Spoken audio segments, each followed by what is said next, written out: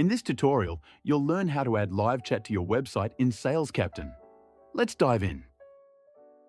Head over to your SalesCaptain dashboard and navigate to Settings, then Website Toolkit, then Webchat from the left sidebar. On the Webchat setup page, go ahead and click the Copy Code button to copy the embed script to your clipboard. Now open your website's HTML editor or CMS theme editor in a new browser tab. Here we're using Framer, but this works with any platform. Paste the copied script snippet right before the closing body tag in your website's code. Save your changes in the editor and hit Publish to push the update live. Open your live website in a new tab, and you should see the chat widget sitting right there in the bottom corner. That means it's working.